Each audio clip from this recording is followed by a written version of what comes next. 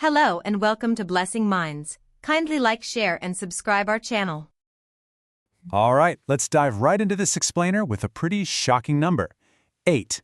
8 seconds. You've probably heard about that famous Microsoft study, right? The one claiming our average attention span is literally a full second less than a goldfish. I mean, between the constant pinging of notifications and that endless doom scroll, it's super easy to feel like our focus is just permanently fried. But let's actually look at what the research reveals. So welcome to the Explainer. Today we are digging into 15 science-backed strategies to really rebuild your focus and reclaim what is arguably your most valuable asset. The cool thing is, the research shows that focus isn't just some magical gift you're either born with or you're not. It's actually a highly trainable skill. So we're going to look at the exact tangible methods used by top performers to rebuild their concentration completely from the ground up.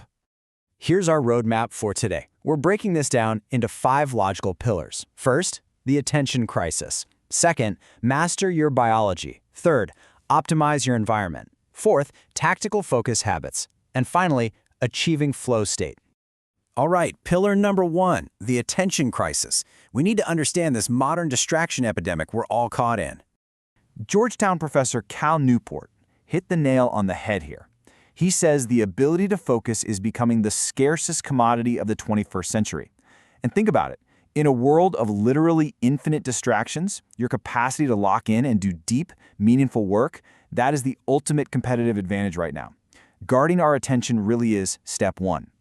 And there is a seriously staggering cost to our everyday interruptions. Researchers at UC Irvine found that it takes an average of 23 minutes to fully regain deep focus after just one single distraction. 23 minutes. Just think about that for a second. If someone interrupts you just for a quick second, 4 times a day, you haven't just lost a few seconds. You've lost over an hour and a half of peak cognitive performance. No way around it. We absolutely have to treat our attention like a fortress.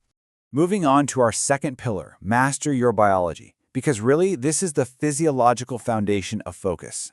So look, getting your 7 to 9 hours of sleep, that's not laziness. It's a hard biological requirement. When we hit deep sleep, we activate something called the glymphatic system. It's basically the brain's nighttime cleaning crew. It literally washes away toxic proteins that build up during the day, proteins that fragment your concentration and really mess with your working memory. In fact, sleep deprivation actually mimics the cognitive impairment of being legally drunk. So yeah, sleep is literally your brain's ultimate reset button. Now, let's talk about food. Your prefrontal cortex, that's the part of your brain responsible for focus, is an incredibly energy-demanding organ. You've got to fuel it strategically. Did you know that even a 1 to 2% drop in hydration measurably impairs your short-term memory? Crazy, right? So hydrate immediately. Beyond water, you want omega-3s from fatty fish to strengthen neural connectivity, antioxidants from blueberries to protect those brain cells, and flavonoids from dark chocolate, yes, chocolate, to improve blood flow. Oh, and L-theanine from green tea is fantastic for a calm, alert kind of focus. Bottom line, if you want a high-performance mind, you have to feed it high-performance fuel. And it turns out you can actually tangibly grow your brain's physical capacity for attention. Step 1. Just 20 minutes of moderate cardio releases BDNF. Think of BDNF like Miracle-Gro for your brain. It literally sparks new neural connections. Step 2.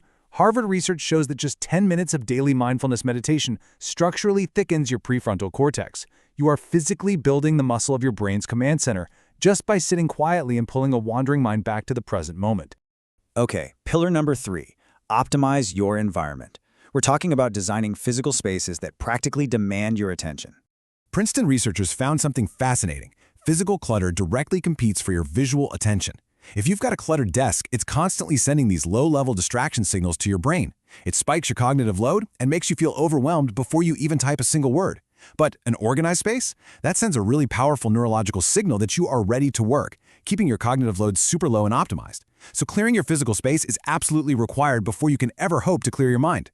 We can also hack our environment using this amazing process called associative conditioning. Basically, you're training your brain to automatically drop into a focus state whenever it encounters a specific environmental trigger. Sound is perfect for this. If you put on a specific playlist, like binaural beats right in that 8 to 14 hertz range, or maybe some instrumental lo-fi music, it acts as an auditory trigger. Over time, literally just hitting play sends a massive signal to your brain that, hey, it's time to lock in and get to work. Of course, we inevitably get tired. When that happens, you need to understand the difference between directed attention and involuntary attention. Directed attention, it takes effort. It gets completely drained by staring at screens and doing intense cognitive work. When your tank is empty, stepping outside is the fix. Engaging your effortless, involuntary attention in a green, natural environment is scientifically the quickest way to restore your working memory. Seriously, a quick 20-minute walk in nature is profoundly more restorative than scrolling on your phone for 20 minutes on the couch. All right, moving right along to Pillar 4, tactical focus habits. This is all about structuring your actual workday for maximum output. Look, how you structure your time is everything. First up, you have to own your mornings. You need to fiercely protect those first 30 to 60 minutes right after waking up, because your brain is in this incredible state of natural neuroplasticity. Don't hand that precious time over to someone else's agenda by checking social media. Second, try working in dedicated 25 to 50-minute intervals, like the Pomodoro technique, and then take a real, scheduled break to keep your stamina up. And lastly, stop trying to use sheer willpower to fight your phone. Willpower always runs out. Instead, actively schedule your distraction times. Tell yourself, okay, I can check my phone at noon. It stops your brain from frantically searching for a dopamine hit every 5 minutes.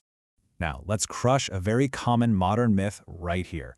MIT neuroscientists have confirmed that the human brain literally cannot multitask. We just can't. When you think you're multitasking, you're actually just rapid task switching, which absolutely bleeds your cognitive energy and ruins the quality of your output.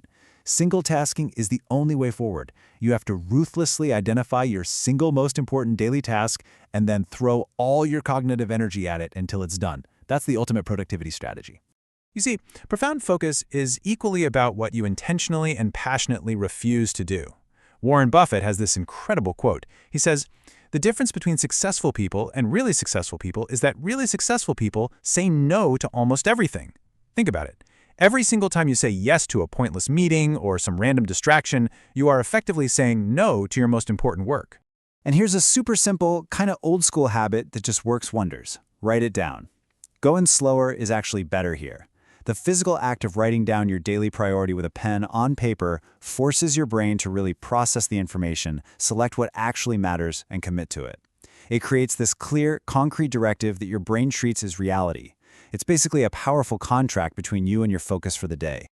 Finally, we arrive at our fifth and final pillar, achieving flow state, the absolute pinnacle of human concentration. The psychologist Mihaly Csikszentmihalyi actually coined the term flow to describe those truly magical, uninterrupted hours where your absolute best work gets created. Flow is this psychological state of complete absorption in meaningful work. Time just disappears, your self-consciousness completely falls away, and you hit your absolute highest level of performance. You aren't forcing the work anymore. The work is literally just pouring out of you. It is the absolute peak of concentration. But to systematically chase that flow state, you have to deliberately design your tasks. It's like a balancing act. If a task is way too easy for your current skill level, you're just going to get bored. You won't focus. Now, if the task is way too hard and your skill is low, you get anxious, and you'll probably just avoid it. But when the challenge stretches you just slightly beyond your current skill level, when it is just right, that is exactly where you enter the flow state. You literally have to engineer your work to hit that sweet spot. I absolutely love closing with this point, because true focus, it's not about being some superhuman machine or grinding until your eyes bleed for 18 hours a day. As Albert Einstein so humbly put it, it's not that I'm so smart, it's just that I stay with problems longer. That's it. It's just about being deeply intentional and staying with a problem longer than anyone else is willing to. Protect your time, train that focus muscle, and just stick with it. So as we wrap up this explainer today, I have a challenge for you. Out of all these scientifically backed strategies we've just talked about, whether it's protecting your sleep, taking a quick nature walk, using those binaural beats, or just saying no a lot more like Warren Buffett, which single habit will you commit to for the next 7 days? Don't pick 5, just pick 1. Start reclaiming your attention today.